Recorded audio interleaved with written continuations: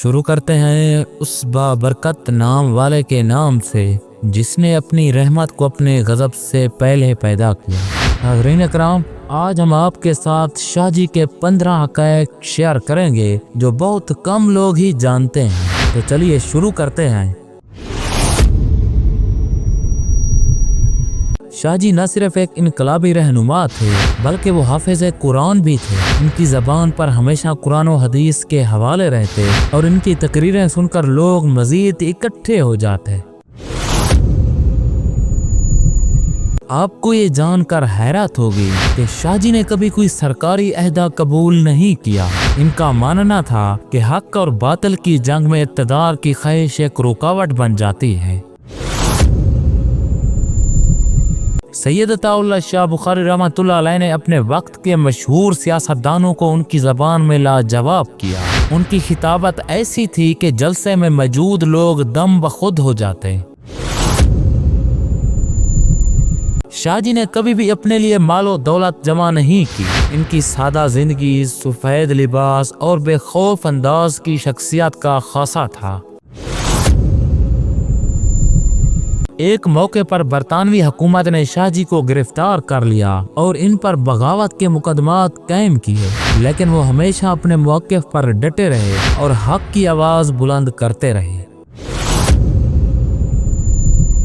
शाहजी मजलिस एहरार इस्लाम की बानियों में शामिल थे, जिसने बरतानवी साम्राज्य के खिलाफ ज़बरदस्त तकरीरें चलाईं। वो अपने नजरियात पर कभी समझौता नहीं करते थे, चाहे हालात कैसे भी हों। शाहजी ने हमेशा इत्तेहाद उम्मत की बात की और फिरका वरायत की मुखालफत की।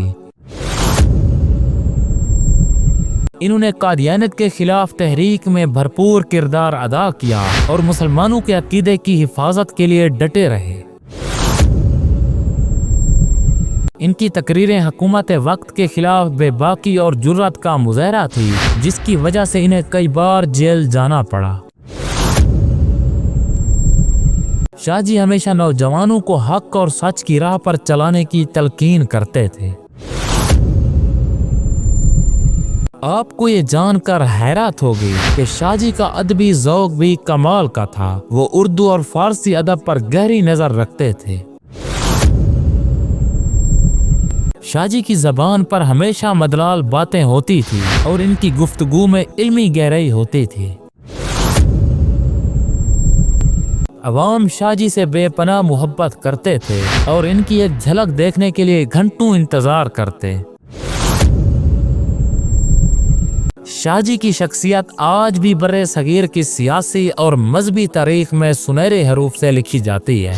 उम्मीद करता हूँ कि ये वीडियो आपके इल्म में इजाफे का सबब बनी होगी। अगर ये वीडियो आपको अच्छी लगे तो उसे लाइक करें और शेयर भी कर दें। मिलते हैं एक नई वीडियो के साथ, तब तक के लिए इजाज़त दें। अस्सलाम वालेकुम वरहमतुल्लाहि वबरकातुहू।